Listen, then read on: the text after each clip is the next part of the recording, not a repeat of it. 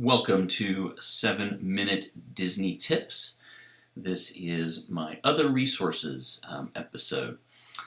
So obviously, as you've probably noticed, I'm not the only source out there for helping you plan Disney trips. In fact, there are hundreds, if not thousands, of different folks out there trying to help people plan Disney trips, whether it be Disney World, Disneyland, Disney Cruises. There's a lot to it. There certainly can be. But a lot is the key word, and that's, in fact, as I've mentioned throughout my video series, why I wanted to do these videos. I want to try to be succinct, keep them to about 7 minutes each, and allow you to consume things in a little bit smaller groups, because it can be very intimidating. And many of those folks have gone on and become professionals. They've moved to Orlando.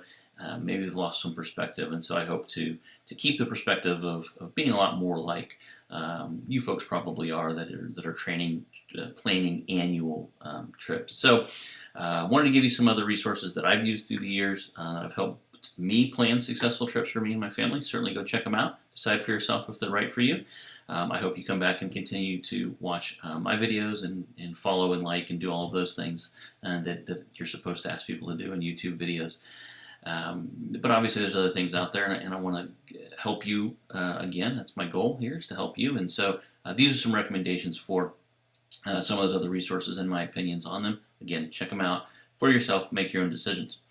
So I'm going to start with what I'll call the 800-pound gorilla, and that is the Diz. And in my notes I wrote the Diz et al. Because they have become a lot of things. They weren't always a lot of things when I first started using them many years ago. They were only a few things, and they've grown and grown and continue to grow, and they do a great job. They really do. But it's become a professional machine, right? Which doesn't mean that it's bad. It's just a different perspective, I think, now than it maybe it once was. So the Diz encompasses many things. WDWinfo.com is an amazing website. You can also find it by going to DisneyInfo.com. And just tons of information there, and very reliable information that's updated frequently. So those are some great sources right there. The Diz also is Diz Unplugged, which is their YouTube channel times multiple sub-channels, I guess. I'm not even sure how they have it all organized. Sometimes there's so much. They do dozens of videos a month, several videos every week, brand new content, all very professionally produced in studios with great equipment. It's really impressive, the amount of stuff they put out. And really all of it started with the Diz boards, DISBOARDS.com. Nobody said there'd be spelling. And that is a phenomenal resource, a phenomenal Disney community. But again, it is enormous, and so it's a lot to consume. It can be a little bit intimidating when you first look at it. But those are some great resources to check out for sure. So touringplans.com is another one I've been using for a really long time.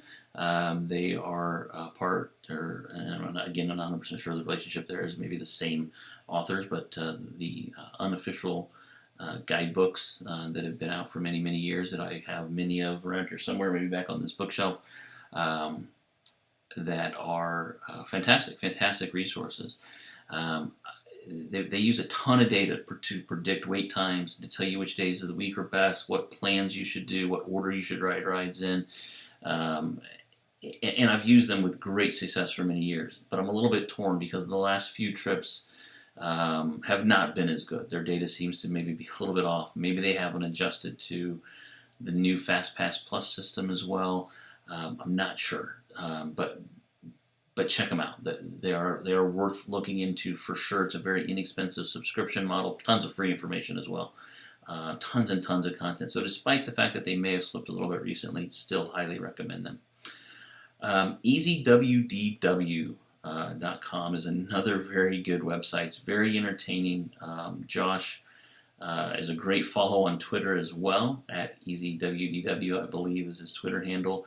But honestly, he's not for everyone. He's got a little bit of a sarcastic spin on it. It is certainly not going to be all roses and sunshine about how great Disney is. He has a very honest spin on it, and it's certainly very critical at times, and often not wrong. But again, that's not for everyone, and he writes a lot of words when he does write, which is quite frequently, which is fantastic. But again, if that's not the type of information you like to consume, it's not going to be for you. But it does have some great touring plans, very high level stuff, very color coded maps that are on his website that tell you, hey, what to visit as a priority, what can wait, and sort of what falls in the middle. So that's great stuff there too.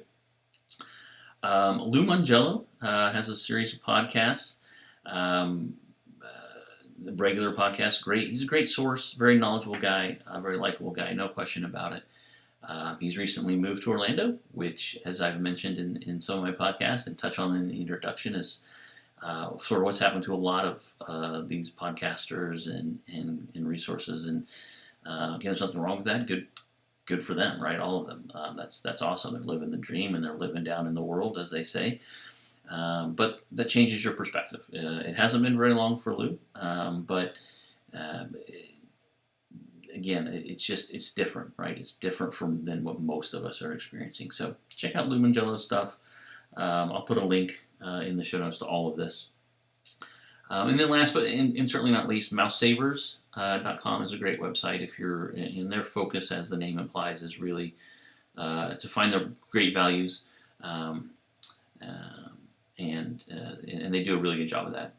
So check them out if value is a big priority for you. It's not a huge priority for me, honestly, and I'll explain that in some other videos. But and then I said last but not least, so I got one ahead of myself, and I'm going to go over 7 minutes, but very briefly, travel agents. Travel agents, if you have the right one, and that's a big if, can be a great resource, can be very valuable to helping you plan. I actually am in the process of becoming a certified travel agent, so I'm sort of a semi-pro travel agent, if you will. I'm going to stay small. It's an extension of a way to help more people by just being able to take my knowledge and my planning to another level for them and actually make those phone calls, make those reservations, take everything off of your plate, and essentially do everything for folks. And that's what really good travel agents do. And most of the time they're free. My services, if you book through me, would be free. So I will always have a very small number of clients. It's not going to become a full-time gig for me at all. It's going to be a part-time thing I do to help people that are really asking for that extra level of help that I can provide by officially being a travel agent. But find a small travel agent that focuses on personalized service, and they can really help you out quite a bit. Okay, so went over 7 minutes. Apologies for that. I'm going to wrap up. Great resources. They'll be linked to down below. Subscribe, follow, do all those fun things to keep watching my videos. Again, thank you for watching. And remember, when you do it well, planning is part of the fun. Thanks.